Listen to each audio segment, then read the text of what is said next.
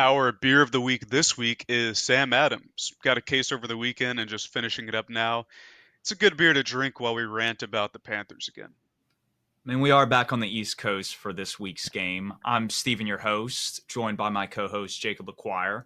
Here on Perfect Takes, we're going to break down, obviously, the disappointing loss against the Seahawks, talk about some things around the NFL, and preview the upcoming game versus the Minnesota Vikings. So we'll kick it off. I know you have a lot to say about Frank Reich and this coaching staff's job so far.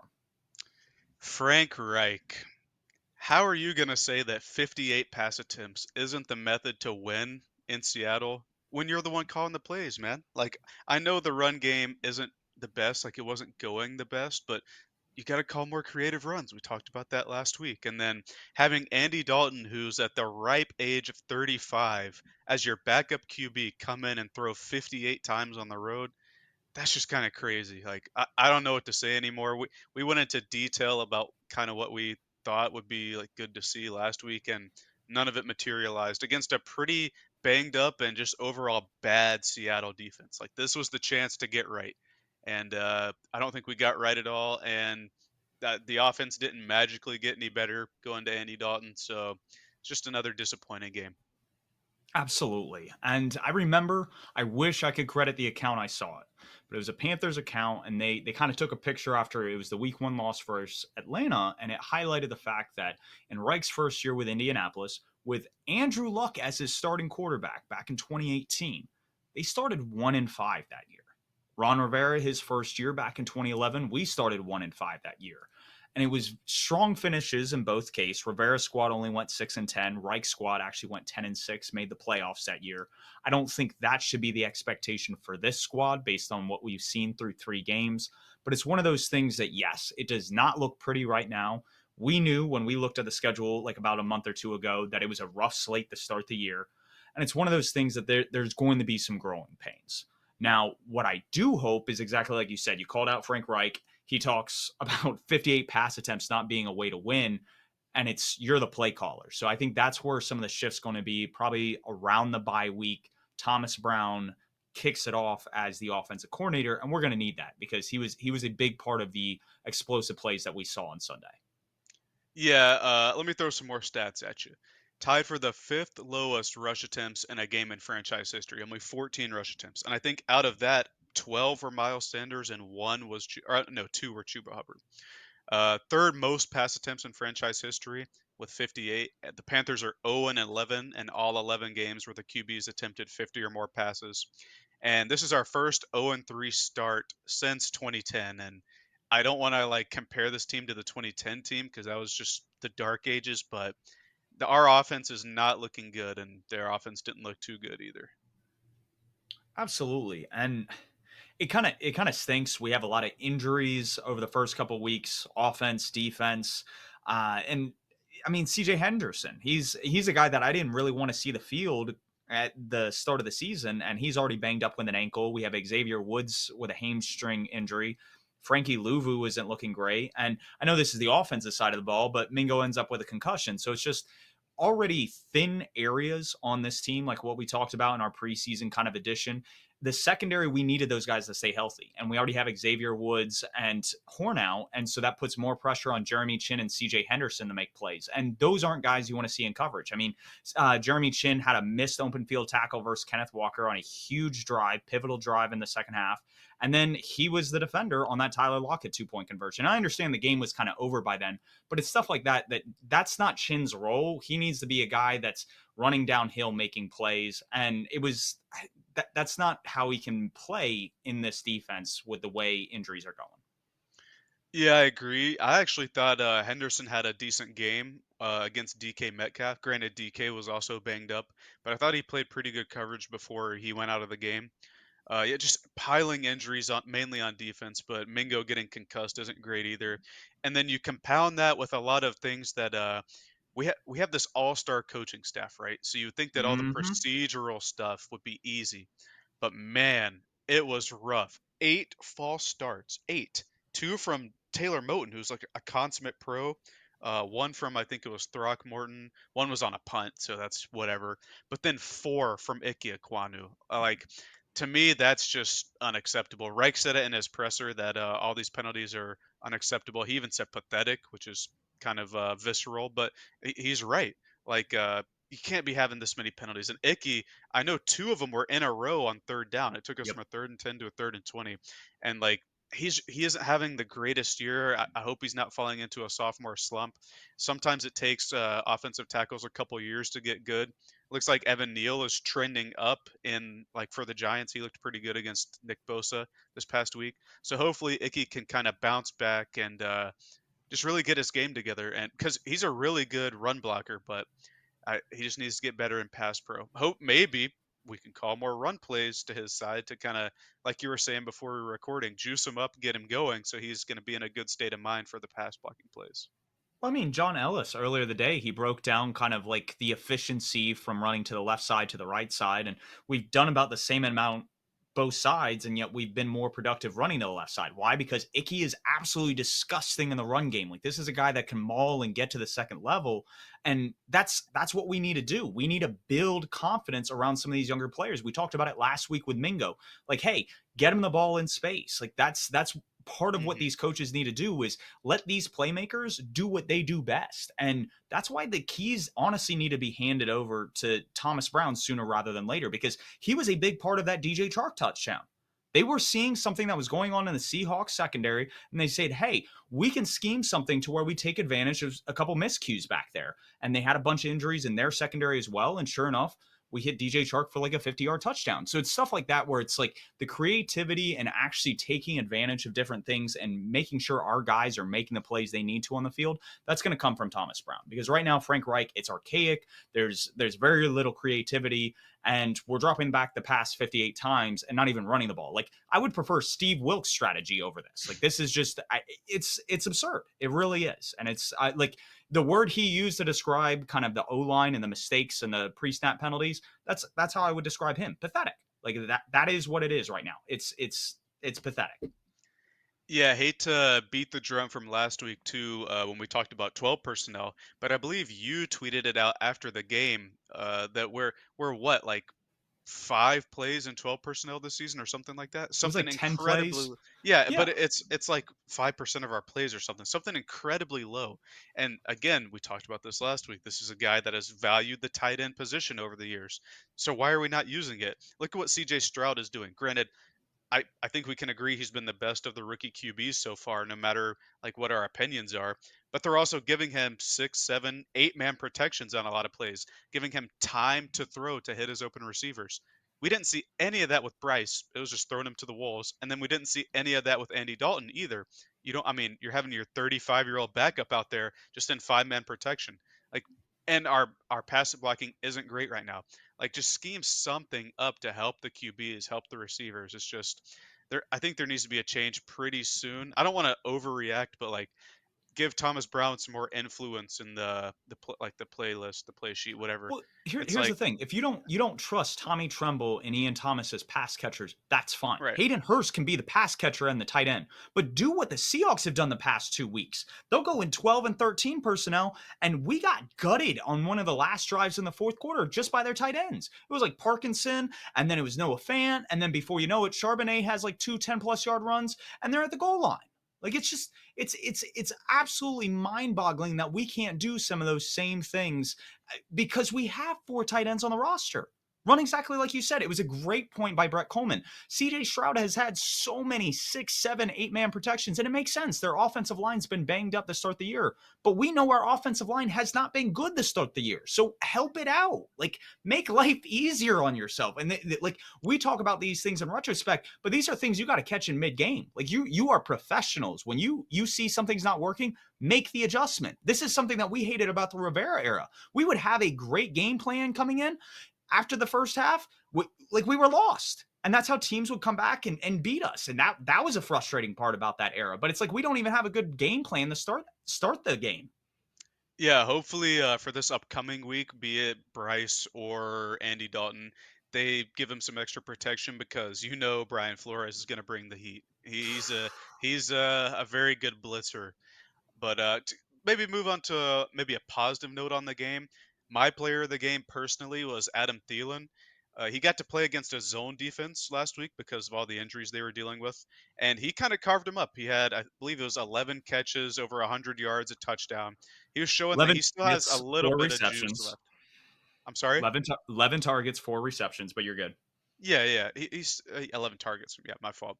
But he Oh, was you're still good. showing that he can carve a little bit. He can do a little bit of things if he gets a little bit of space. And I think it was a good showing for him this week against the Seahawks. Hopefully, he can replicate that versus his former team, which he kind of called as a playoff game.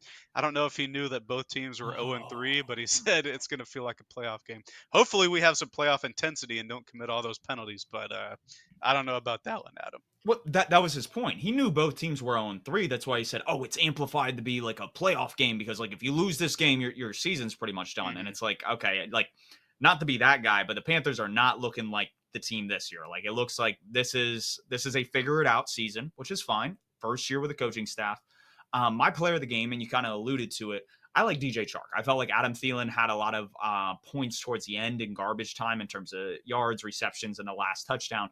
Chark, he had the one catch down the sideline that I spurned on a drive that we got close to, I think, field goal range. And then he obviously had the big touchdown. So it was just, he was a big play waiting to happen. And that's what we need. We need some juice. And that's what we talked about kind of we were missing in week 1 and 2. So if Chark stays healthy, Mingo comes back from his concussion, you get those guys out in space. I think that's going to be phenomenal. And like what you're saying, Thielen as player of the game, he's a reliable target, just like Hayden Hurst. And you need those guys in your offense. So definitely a little bit of silver lining, but a lot to work on. Absolutely. Quick correction. It was 11 receptions, 145 yards, and a touchdown. Just looked it up for Thielen. Oh, I thought you were Yeah. talking about DJ Chark's line. Yeah, that was like Oh, four no. receptions, 82 yards, and like a touchdown. My bad. I No. apologize. Yeah, we're good there. Good game for both receivers. Hopefully, we can build on that for next week. And then let's move to like around the NFL, like NFL as a whole. I went on this rant last week about too many games in the early window, and I'm going to do it again. There are 9 early window games, 10 if you count the London game, to just 3 afternoon/middle window games.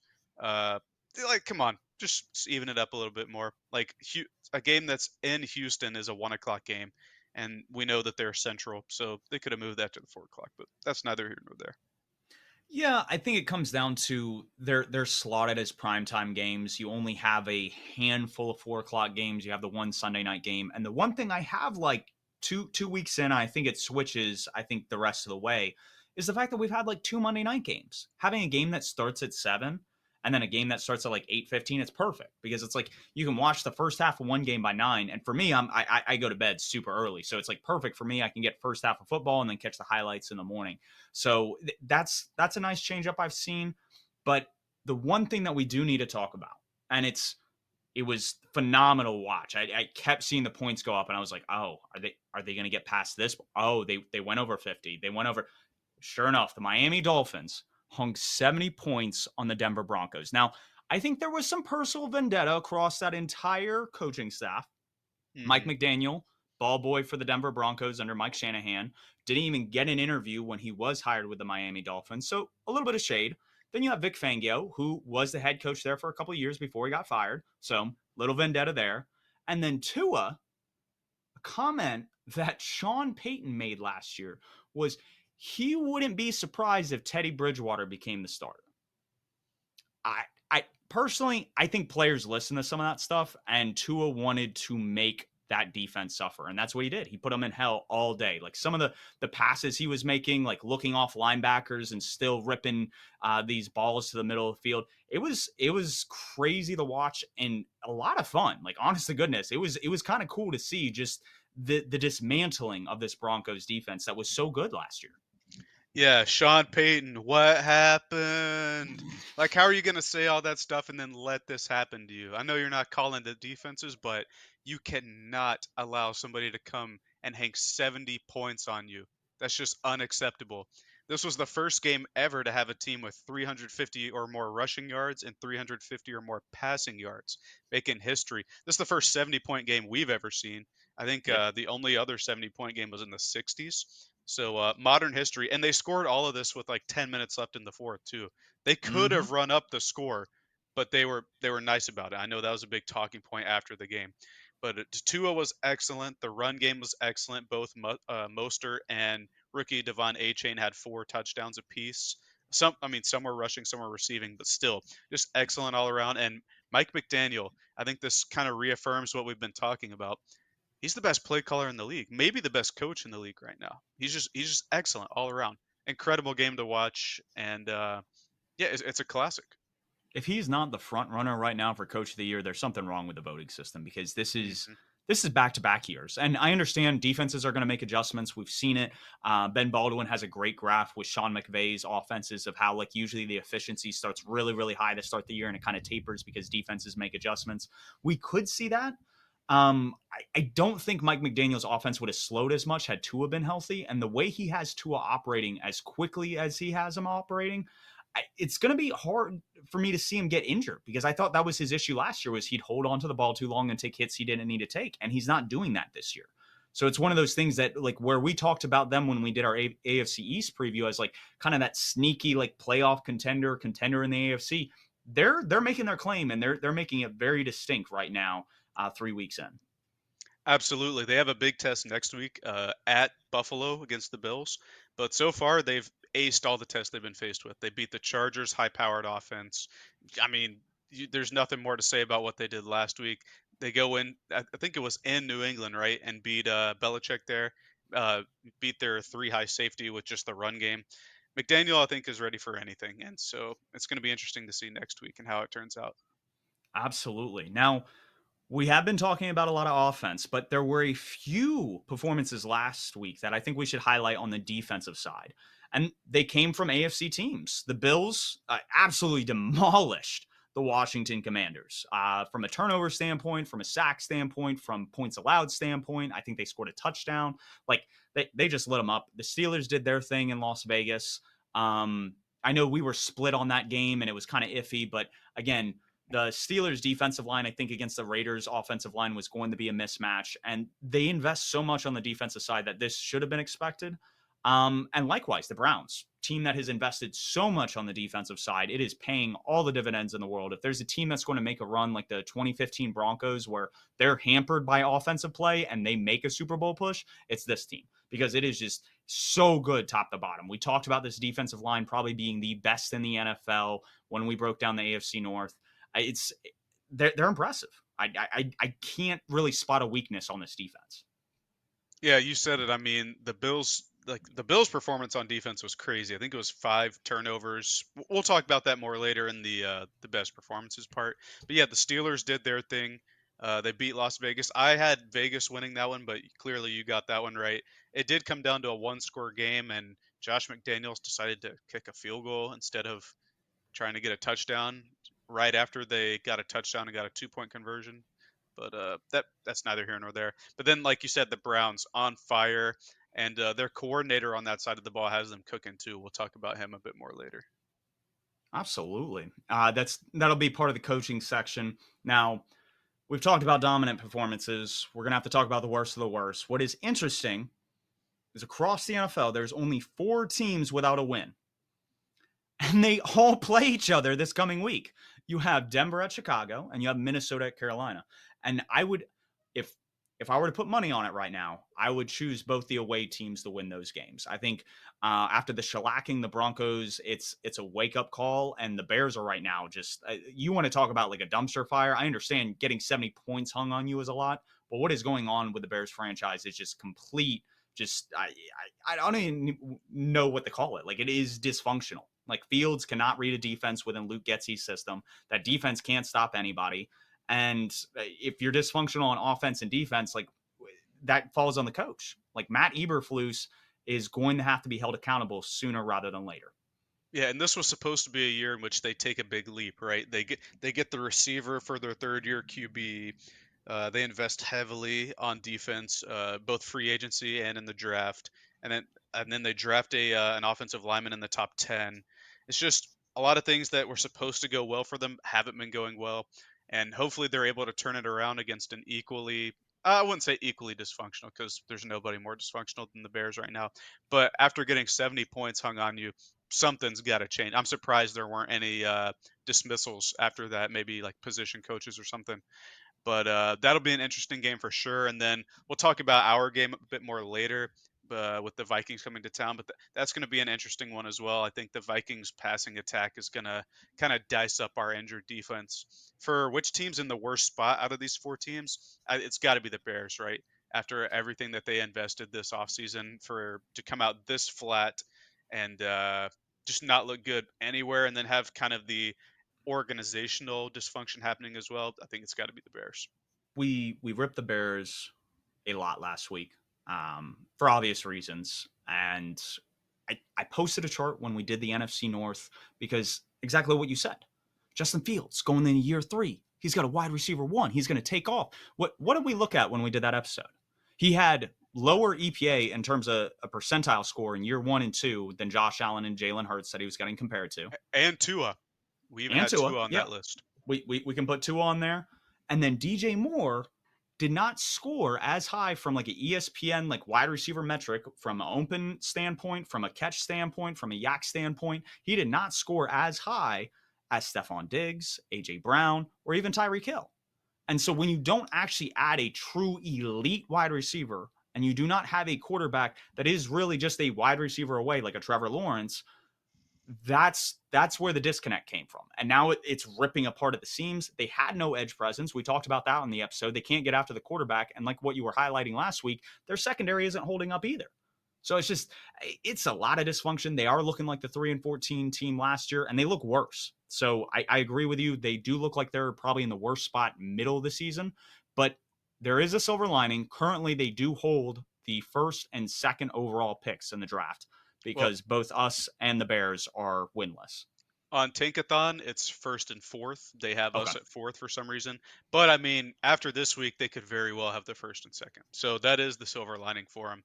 And maybe they can get their next QB in the historic Chicago Bears QB list. Hopefully, that'll be the one. So we talked about dominant performances. We talked about the worst of the worst. We did have a couple down to the wire finishes, and it was pretty great during the witching hour on Red Zone to kind of see all of these kind of get flipped back and forth. You had Minnesota Vikings and the Los Angeles Chargers pretty much going down to the last play. You had what should have been an interception from Justin Herbert, just a rare miscue from him on the game-winning touchdown. Got lucky, and then Cousins drives down, fails the first time at the red zone. Then Herbert and the offense stall, give Cousins another opportunity, failed again. And that's nothing against Cousins. It's just more one of those things that like it was fun to see it go down to the wire, and it was a cool nail biter. Another one that went down to the wire, the Packers and Saints. Carr goes down with an AC kind of I think sprain, Mhm. and he's kind of day to day, week to week at this point. After he went out, Jameis really didn't do anything. So if Jameis Winston's the starter moving forward, they play the Bucks next week. I would say the Tampa Bay Buccaneers are favored. I think they will put Jameis Winston in absolute hell. And I think Baker would do enough to win the game in that instance because the Saints defense, it's good. I don't know if it's good enough to just dominate a game completely. Yeah, I would agree with that there. Both of these games were super fun to watch. These were actually two games that you and I had different, so it was kind of rough for me for both of these games to end on the last play to decide those two games.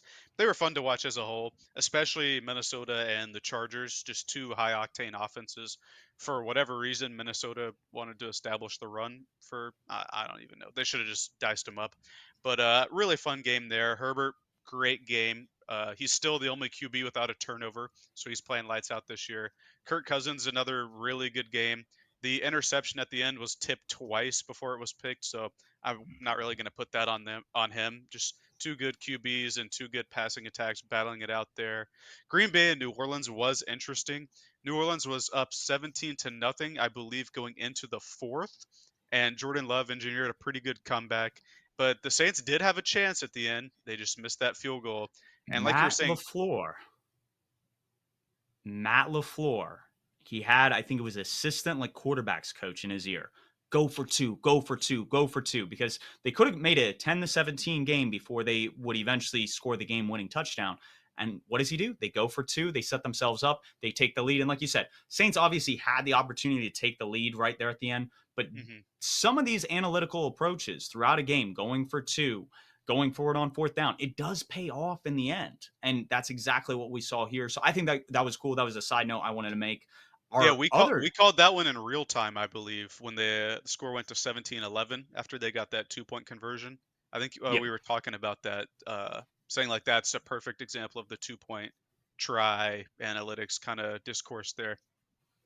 and then we got a nail biter with the Indianapolis Colts at the Baltimore Ravens. This was one that, first off, the Ravens, I think, were favored by a touchdown or more. They're playing a backup quarterback, and they just choked the game away.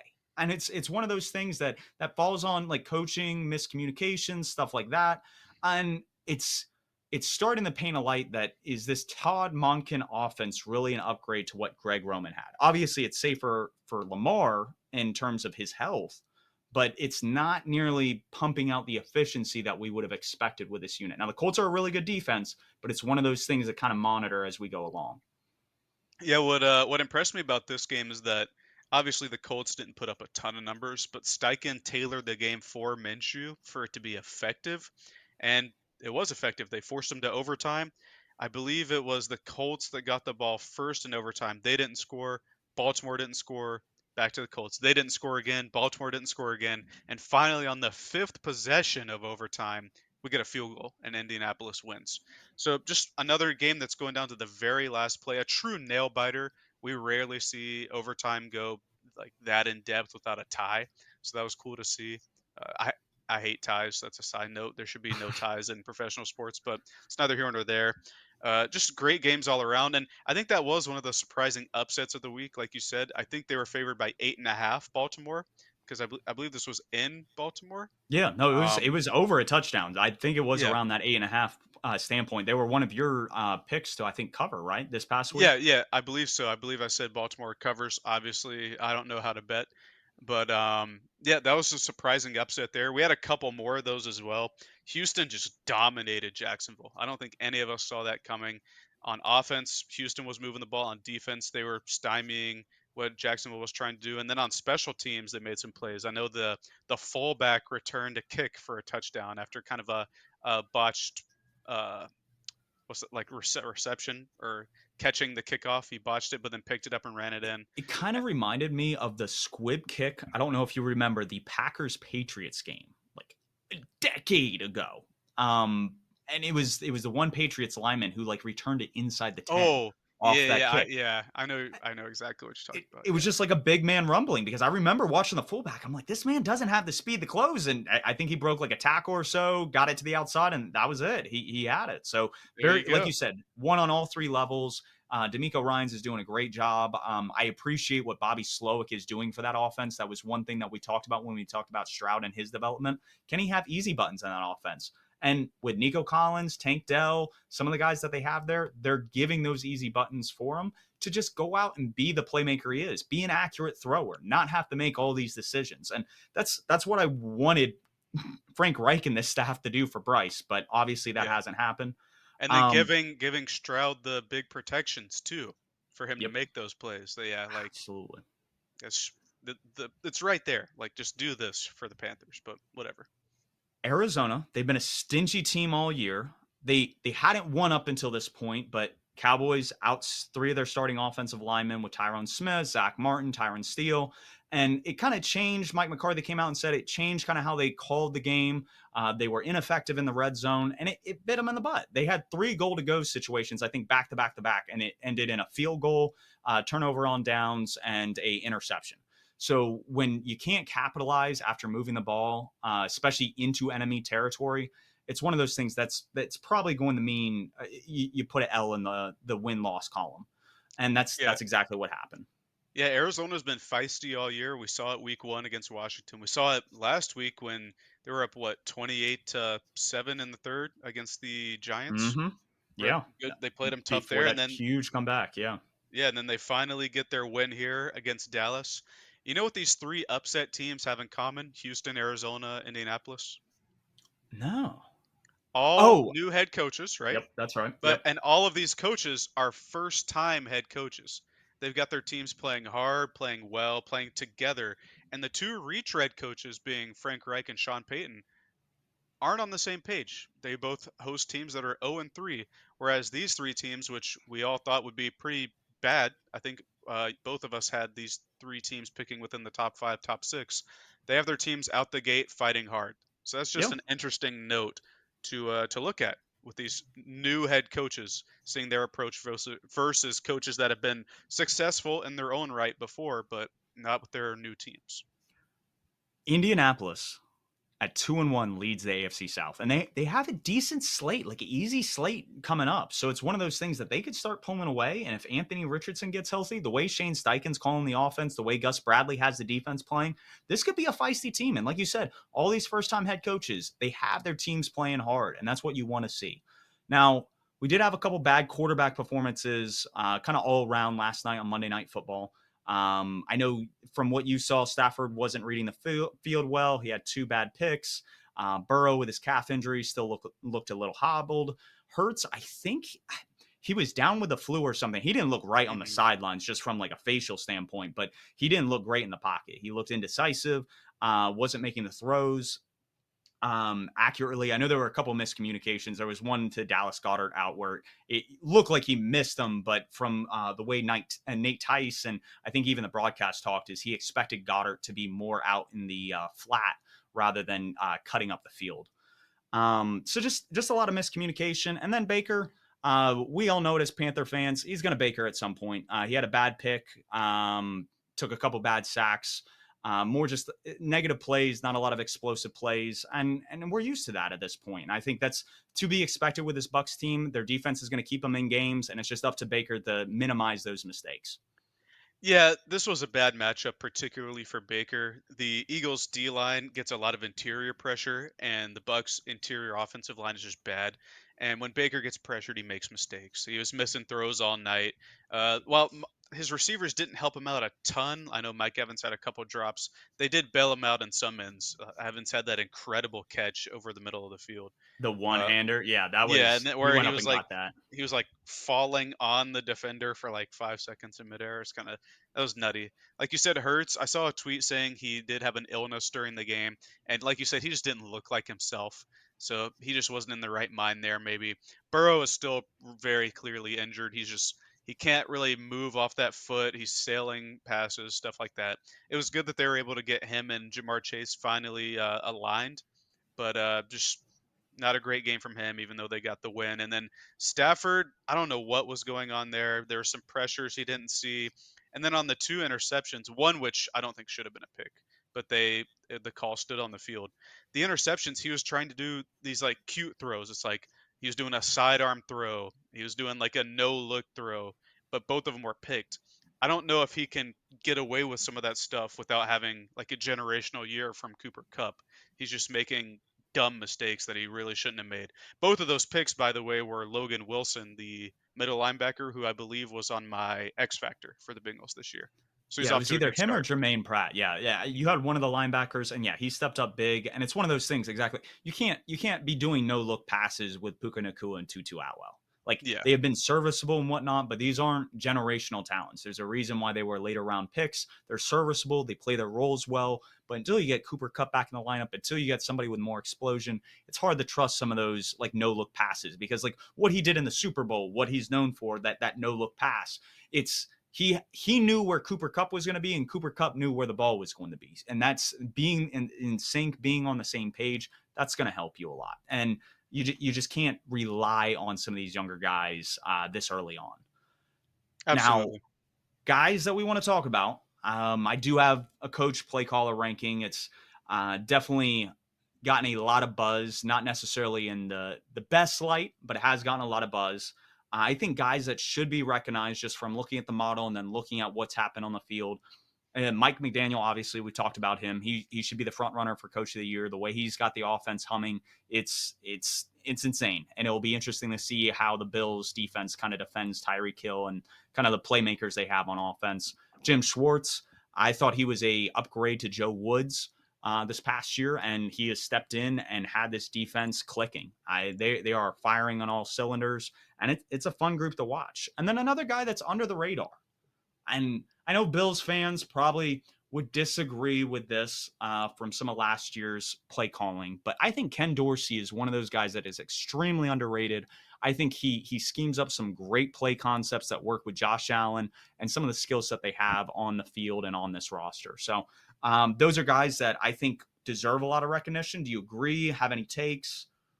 Absolutely. Like Mike McDaniel, best in the league right now. Jim Schwartz, I think we both agreed was an upgrade there to really help a really good on paper defense take the next step, and they've clearly done that. And then Ken Dorsey, like you were saying, Bills fans may not be like may not be their favorite coach just because last year it looked like Josh Allen took a step back when in reality he was just playing injured and making Josh Allen mistakes, which he does. That's just something he does. But he's called a good system for him this year, and I think that they're going to take off with Osiris Torrance helping guard on the O line and Dalton Kincaid kind of playing that Darren Waller receiver tight end role. Absolutely. He's been getting a lot of targets, and I'm sure as the season goes on, we're going to hear more and more of Dalton Kincaid. The coaches that should be on the hot seat 3 weeks in, Matt Eberflus, obviously with the Chicago Bears, franchise that's in completely uh, dysfunction, disrepair, whatever word you want to use. It's just not going well in Chicago right now. And I know Bears fans aren't happy, but you got some great quarterback prospects next year to replace Fields. You do have some good pieces on that team to keep building. I would just, if I was the general manager, Ryan Poles, or the owner, I would start questioning if Eberflus is the guy to kind of lead you into that next movement. Vance Joseph, obviously, you allow 70 points on defense. I thought he was a major downgrade to Evero. That was kind of the flip side. Sean Payton, I think, was an upgrade to Hackett, and I think a lot of the Hmm. stats point towards that. The offense is efficient. It's a huge success rate on offense compared to what it was last year, but on defense, it's horrendous. And that was more, I think, a lot of the questions is if Sean Payton had brought a better defensive coordinator with him to Denver, we might be talking about this team in a different light. Maybe they pull off the game versus the Raiders. Maybe they don't get blown out of the gate by the Dolphins and they look more like a competitive team rather than what we've seen so far. Absolutely. For me, obviously Vance Joseph's the one that calls the defenses, but as a head coach, you have to have your players ready more than what happened on Sunday. And just 70 points is just crazy. But it is hard to fire a guy or to put somebody on the hot seat that you traded a first and second round pick for. So I get that with Sean Payton, but I something just has to there has to be a hot seat there. The fire has to be lit underneath him there because 70 points again. I know I'm harping on this point, but 70 points is crazy. We have never seen that before. And they scored 20 points too. So it wasn't like they didn't score it all, but they still lost by 50. That's just Yep. insane. No, the point differential. I mean, we talk about the Cowboys blowing out the Giants, and Mhm. that was a 40-point differential. We 40 to talked about this nothing. earlier. We Yeah. talked about that. And the point differential in that Dolphins game was still higher, which is wild. It's just wild to kind of wrap your mind around. I think another guy that needs to be on the hot seat, especially with how slow the Jags have been out of the gate, is Doug Peterson. Like you're supposed to have all the pieces on offense. Like your offensive line is a little banged up. Cam Robinson obviously out with a suspension. That'll shake some things out once he comes back. But you really need to be churning out yards and points, and that's just not happening. And obviously there's been some Calvin Ridley drops, some Zay Jones drops, things that have impacted the efficiency and the production out of this offense. But you got to scheme some stuff easier because I've seen some of these drops and they're contested catches. You can't expect a guy that always bring down contested catches. So do better as an offensive play caller, get these guys out in space, and allow Trevor Lawrence to do what he does best because he can throw a damn good football. Like he can put it where he needs to be. He's graded out really well by a lot of people who do film grades. And that's what we need to see as a turnaround here in the next couple of weeks. Otherwise, I think Doug Peterson may be kind of seeing his way out the door if things continue this way. Yeah, Lawrence is a guy that both of us, I think, had as somebody that we need to keep an eye on for the MVP. And so far through the season, it's been kind of disappointing on offense. Granted, week one was week one. That's whatever against the Colts. Week two, they play the Chiefs, best team in the league, just won a Super Bowl.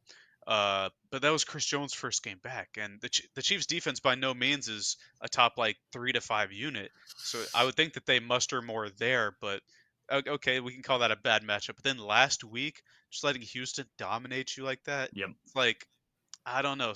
Something's gotta switch on offense. Like we need to get a little better there because the talk was this year, especially once Robinson comes back. I believe it's after next week. I think it's a 4 game suspension. The talk was the offense needs to carry the team and be good enough, high octane enough to where the defense just needs to be average, right? Well, And I they don't have think the been. Like yeah, that defense is average. Like they're doing their part, and that's where it's like Doug Peterson needs to hold up his end of this agreement.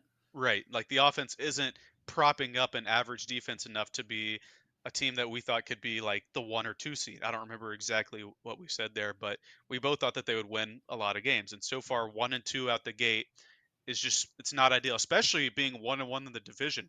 This was Yep. a team that I thought would go like 6-0, 5-1 in the division, but a 1-1 start is not too great there. So I could understand Doug Peterson also kind of having the fire lit underneath him.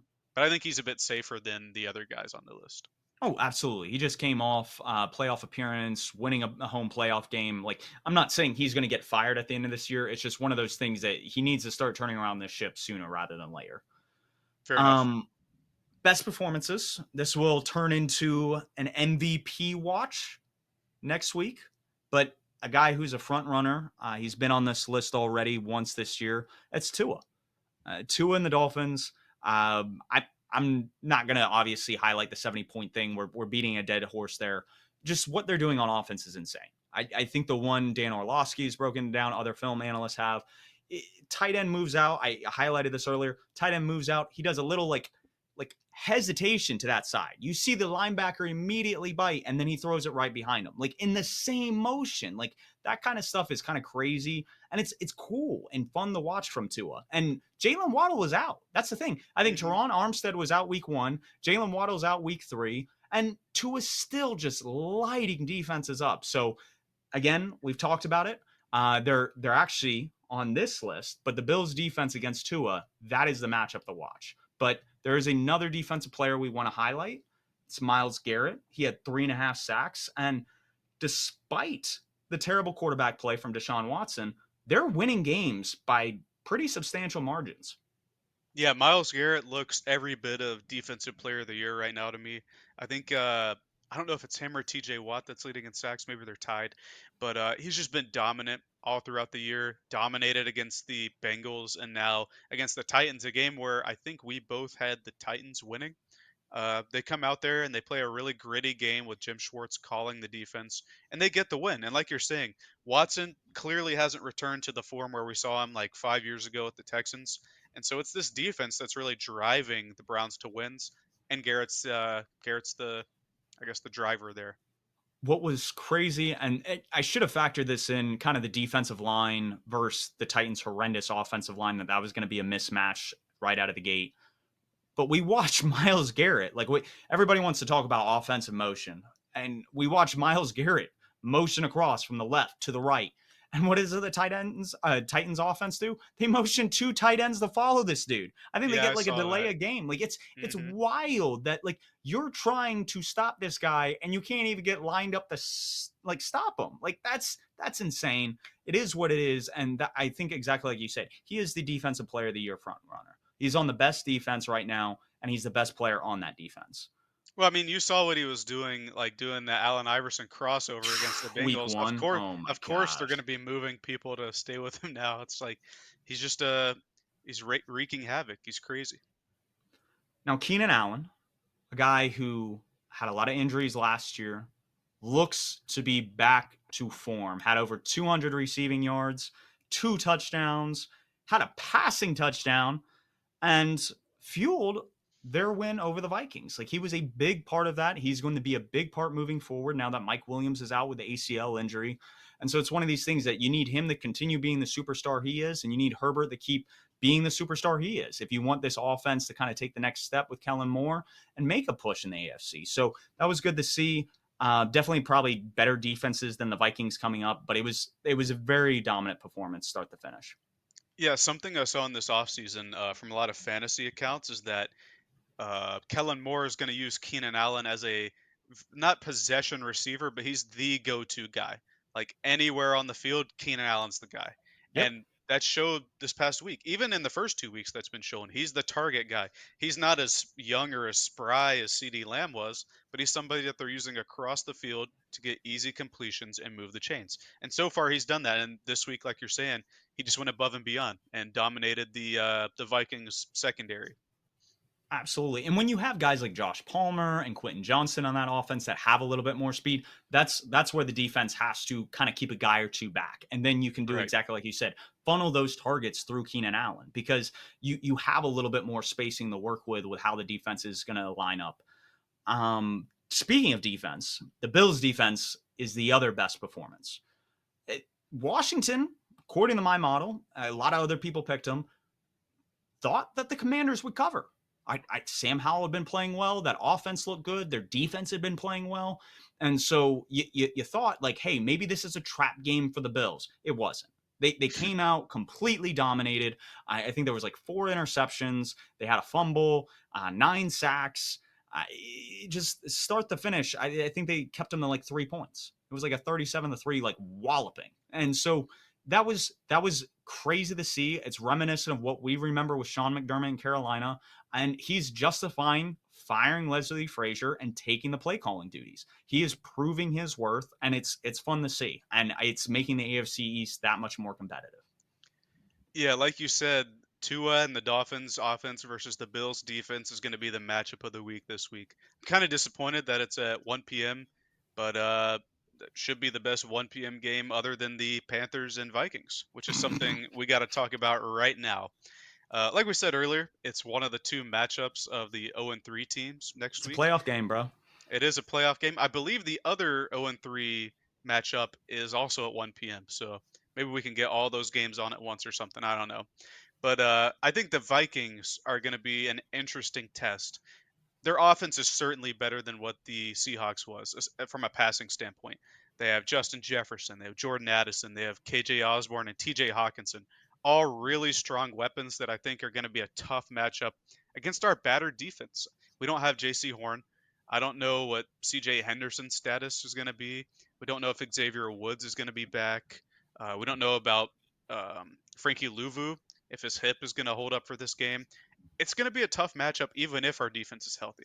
So that's going to be something to watch. And I think if the injuries are sustained, or the injuries that we sustained versus the Seahawks linger throughout the season, it's going to be even worse down the line because it's not like it gets better. We get the Lions, which may not be as prolific as a passing offense, but they're a good offense as a whole.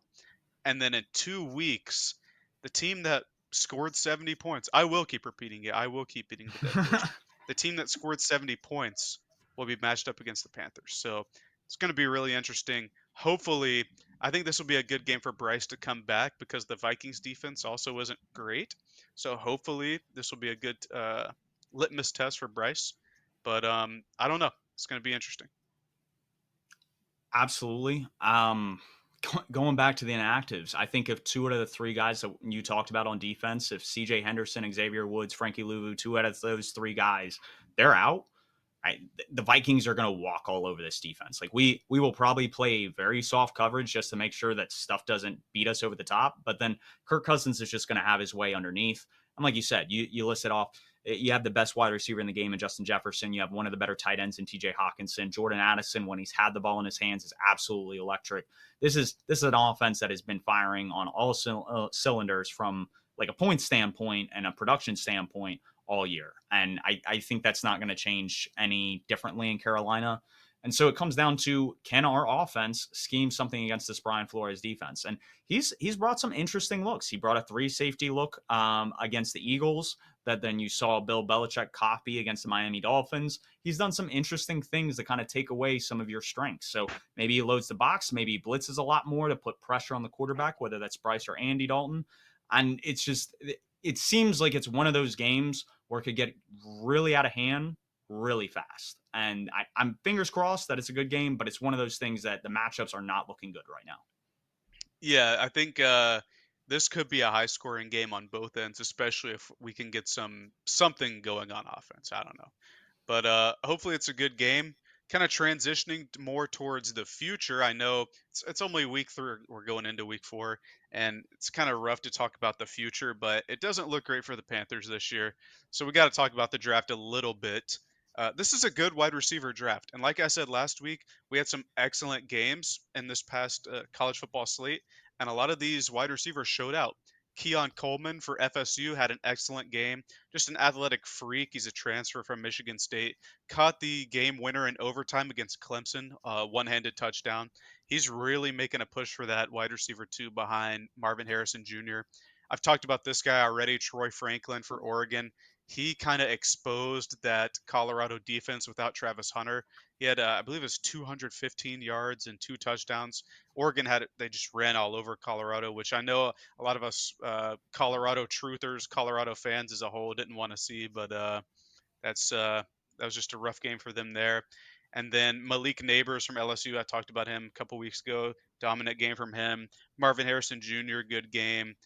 Xavier Worthy and AD Mitchell, Texas, good game. Just good all around. For Panthers fans, like seeing how we need a receiver, this is a good class to need a receiver. I think probably 10-ish guys right now could end up with a first or second round grade as a receiver, which is crazy to think about.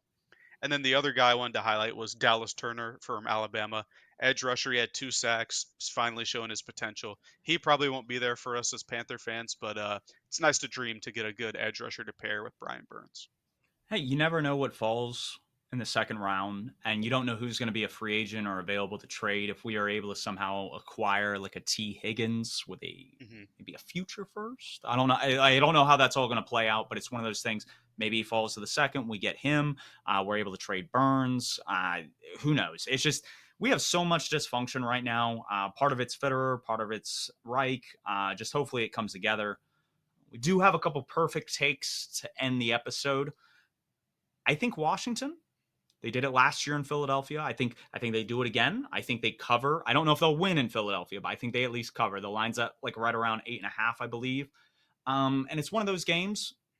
Eagles are on a short week. They've not looked like themselves the first 3 weeks, even though they are a 3-0 team. So it just seems like one of those division games that could be a little bit scrappier. And Sam Howell is kind of that guy where he can make big plays. He can hit Terry McLaurin. He can hit Jahan Dotson for those big explosive gains. And if you see some of that and Washington's defense is able to keep Hurts in check, this game could come down to the wire, which could be a lot of fun to see. We'll see if that comes to play. Last week in the picks went 11-5. I'm 30-18 on the season, so a little over 600. Excited about that. And then picks against the spread currently 6-2-1. So we'll see if these hold up. What are some of the takes that you guys have? Or not you have. We don't have any guests. What do you have, Jake and Jacob? So for my take, the Detroit Lions are favored to go into Green Bay for the first time in decades. I think it goes back to 1966. My take is that they get the job done. They go into Green Bay. They beat the Packers, who got that nice. We call it a bit of a lucky win versus the Saints last week. I think the Lions get the job done and show that they're the class in the NFC North between these two teams and the two 0-3 teams, which are, I don't know if we thought they'd be 0-3 at this point, but it's kind of disappointing. And as far as the pick'ems go, I don't know my exact against the spread score, but I do know that you were 3 games up on me, Steve. We were tied until last week. We had 3 games that were different, and all 3 of those games came down to the last play. Well, the Raiders and Steelers didn't come down to the last play, but he went for the field goal instead of the touchdown, so I'm going to count it. All 3 of them came down to the last play, but you got the better of me there. So I am 3 game. I'm 27-21, 3 games back. It probably means you're going to go up 3 games this week. We'll be tied again going in the week 5, which will be fun. I will say what's interesting, and it's something that I think I highlighted a couple weeks ago when we talked about the Ravens-Bengals game, because from a spread standpoint, from a health standpoint, the Ravens did not seem favored going into Cincinnati in week 2. And sure enough, they pull off the upset. They win the game by 3. I think from a pick'em standpoint, I picked them. My model had the Bengals winning, but it's one of those things that after you have a bad loss the year before, which in their case, they had lost the wild card game against Cincinnati, the team and the coaching staff a lot of times will try to show out.